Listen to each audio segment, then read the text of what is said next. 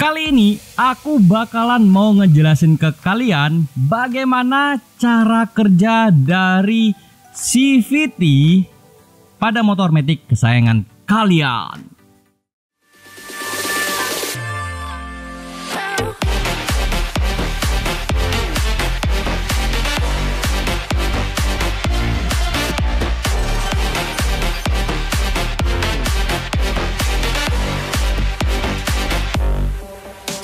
CVT atau Continuously Valuable Transmission, ya itu adalah kepanjangan dari CVT yang kalian belum ketahui ya. Dimana ini adalah sistem yang membuat motor matic kalian itu bisa terus berjalan tanpa harus menggunakan transmisi semacam kayak gigi atau persneleng lah untuk gampangnya ya. Nah, kenapa aku pengen jelasin? Karena banyak dari kalian itu yang kayak entah memang nggak tahu atau cuman sekedar coba-coba atau memang kayak pengen ngasal aja untuk ngeracik CVT matic kalian ya. Dimana masih banyak yang aku temui ya, kalian tuh ngeracik dengan kayak nominal atau angka yang sangat-sangat ngaco banget dan hasilnya bakalan juga ngaco ya. Sebelumnya aku sudah pernah jelasin juga ya settingan CVT yang ngaco. Kalau kalian pengen nonton itu videonya, gampang banget, kalian bisa nonton di kolom description ya. Itu linknya sudah taruh di sana. Jadi nanti setelah nonton video ini kalian bisa cek link di kolom description ya. Settingan CVT yang ngaco. CVT itu dia punya dua bagian ya, yaitu ada yang namanya primary pulley atau mangkok roller, dan juga ada namanya secondary shift atau namanya sliding shift ya, dimana ini adalah kampas gandanya atau koplingnya ya. Nah, bagaimana cara kerja masing-masing ini? Aku mulai dulu dengan yang mangkok roller atau primary pulley-nya.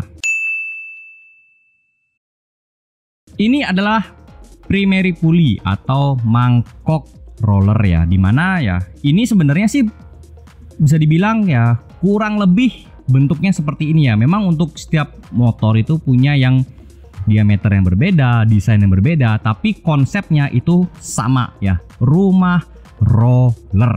Ini adalah contoh ketika sudah terpasang ya untuk rollernya di rumah roller, dimana terdiri dari 3 sisi, yang satu sisinya ada 2 roller ya. Ini aku pegang dengan 1 biji dulu ya, biar gampang aku megangnya, karena kok megang ke-6 itu susah. Nah, ini ilustrasinya. Waktu kalian menyalakan mesin ini sudah pasti berputar dulu ya. Ini bakal berputar seperti ini ya, berputar. Kondisi roller itu rata-rata biasanya sudah sedikit mengambang ya. Aku tidak bilang langsung full mengambang, nggak, cuma sedikit mengambang. Nah, ketika kalian memutar gas, itu kan makin kencang putarannya. Nah, ini roller dia bakalan naik ke sini, dia bakal terus ke sini. Nah, dia bakalan terus sampai ke sini ya, bisa dilihat ya, sampai ke sini. Dimana ya kalau putarannya itu semakin kencang, dia bakalan naik terus ya, seperti ini ya. Pokoknya dia bakalan naik sampai ke sisi sininya, sisi dalam, sisi luar ya, sampai di sini bisa dilihat ya. Oke, bisa dilihat dia bakal naik seperti ini. Nah, permasalahannya adalah kalau roller kalian itu terlalu ringan daripada standarnya, itu gas dikit aja memang bakalan naik. Cuman dia tidak bisa mendapatkan top speed, tidak bisa lari. Dia cuman dapetin akselerasi yang terlalu berakselerasi, jadi nggak bisa ngebut. Begitu juga sebaliknya, kalau rollernya terlalu berat, itu dia bakalan akselerasinya berat, jadi naik ke atasnya ini tuh bakalan susah gitu loh ya. Untuk naik ini nih agak susah ya, karena dia berat. Tapi kalau dia sudah dapetin momentumnya, sudah dapat di atas begini, kalian mau dapetin top speed itu gampang banget gitu loh ya. Nah, inilah yang disebut dengan gaya sentrifugal ya. Kalau putarannya itu semakin kenceng, rollernya ini dia bakalan semakin naik ya, bisa dipahami ya.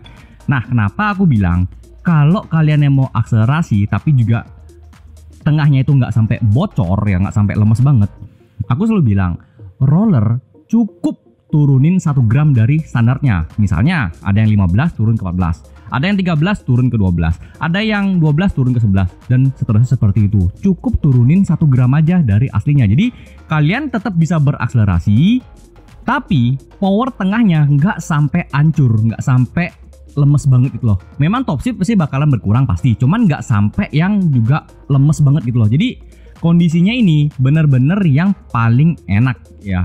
Karena sampai saat ini ya, aku selalu menyarankan turun 1 gram dari standar apapun meteknya ya, pokoknya turun 1 gram untuk konsep rollernya. Itu rata-rata cocok untuk akselerasi.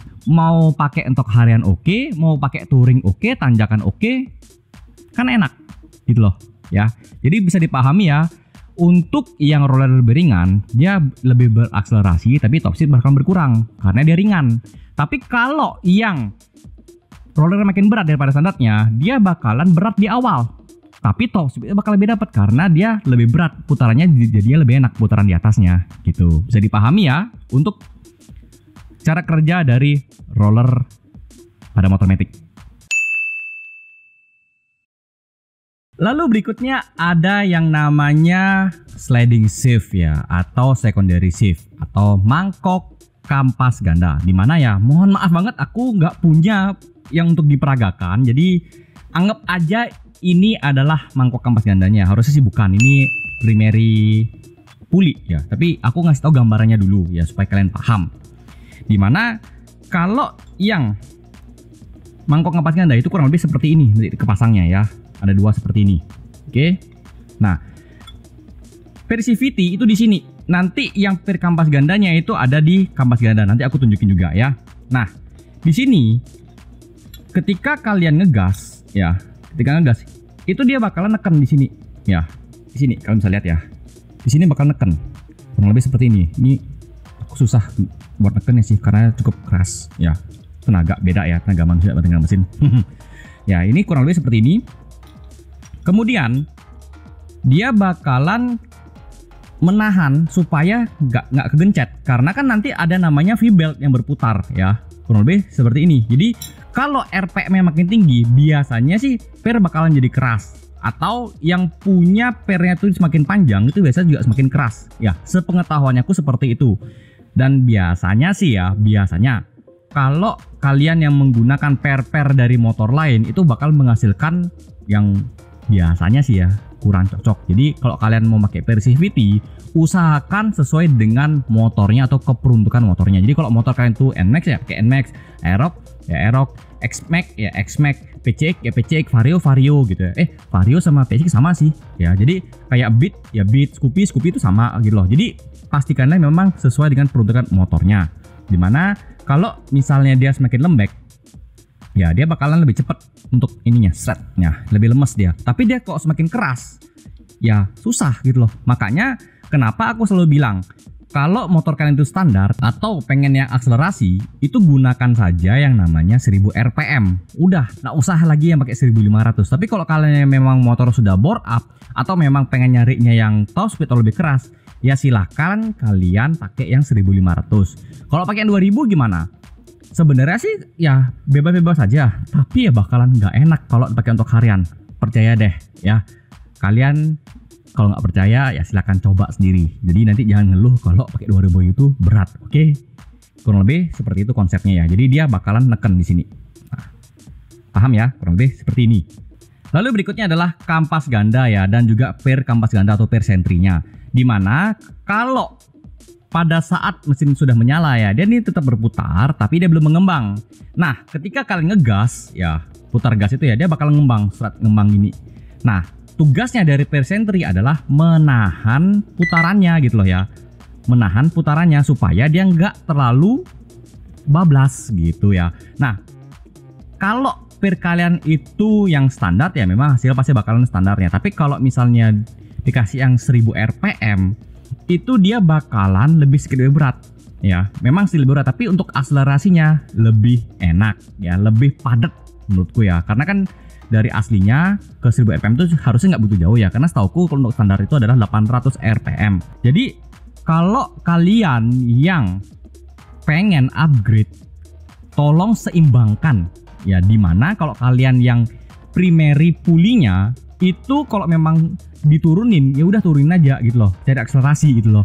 Yang di belakang yang sliding shift-nya itu, pernya itu ya, per yang seperti ini gunakan juga yang kecil. Kalau mesin kalian standar tuh gunakan yang 1000. Persentrinya bisa pakai yang standar atau pakai yang 1000 juga gitu loh. Nah otomatis itu pasti bakalan kinerjanya antara primary dan secondary itu bakalan seimbang. Nah permasalahannya adalah banyak yang ganti rollernya terlalu ringan ya, rollernya 6 biji itu yang ini tuh ya, 6 biji ini terlalu ringan, tapi persivity-nya dan persentrinya atau perkembangannya itu dikasih yang berat. Jadi kan ngaco gitu loh. Yang di depannya ringan, di belakangnya berat. Mikirnya adalah kalau dibikin seperti itu bisa dapetin akselerasi dan top speed. Padahal enggak, malahan bikin hancur, malahan bikin keok gitu loh. Paham ya? Jadi kalau kalian mau dapetin akselerasi, gunakanlah racikan akselerasi. Kalau kalian yang maunya top speed, gunakan racik top speed itu loh ya. Aku sudah pernah bikin racikannya, cek di kolom description. Oke? Jadi pastikanlah seperti itu. Sekarang aku bakalan nunjukin kalian ya kinerja langsung dari CVT ya. Ini adalah contoh dari motorku yang tipenya akselerasi. A few moments later. Ini adalah cara kerja sebuah CVT dalam kondisi idle atau tanpa digas. Pertama adalah tenaga dari mesin akan menggerakkan daerah mangkok roller dulu. Kemudian kedua adalah V-belt akan ikut bergerak dan menyambung ke daerah kampas ganda di bagian belakang. Ketiga adalah kampas ganda akan bergerak dulu, tapi mangkoknya tidak berputar. Lalu ketika gas diputar, maka posisi V-belt di rumah roller akan berubah dari kecil menjadi membesar, sedangkan posisi V-belt di kampas ganda akan berubah dari besar menjadi mengecil, dan mangkok kampas ganda akan ikut berputar. Di sini kondisi roller akan naik, kemudian persivity akan menekan shift dan persentri akan menahan kembangnya kampas ganda. Jadi kalian bisa lihat ya putaran dari V-beltnya. Ini sesuai yang aku bilang tadi. Lalu alasan kenapa aku selalu bilang setting CVT harus balance, memilih antara akselerasi dan juga top speed. Karena kalau kalian campur aduk, contohnya seperti roller yang terlalu ringan dan persivity sekaligus persentri yang berat, maka yang terjadi adalah roller akan mudah naik, tapi persivity dan sentrinya belum ada momentum buat bekerja. Jadi seperti kayak stuck sebelah. Di bagian roller yang sudah bekerja, tapi di pairnya belum bekerja. Sampai di sini kalian sudah paham kan kenapa selalu aku bilang harus balance, jangan dicampur aduk. Main racing, terutama di CVT, itu bukan seperti rumus matematika yang kalau dirumuskan itu pasti sama hasilnya, tapi kalau di CVT belum tentu sama. Sekian dulu untuk pembahasan kali ini, semoga bermanfaat buat kalian ya. Kalian yang tertarik mengenal channel ini lebih dekat, silakan tekan tombol subscribe dan nyalakan tombol lonceng notifikasinya. Tekan tombol like pada video ini, berikan komentar atau pertanyaan di kolom komen, dan share video ini ke teman-teman kalian. Terima kasih sudah nonton video ini hingga selesai. Aku Andrea Farens, izin pamit dulu dan sampai jumpa di video lainnya. Keep safety riding and enjoy your ride.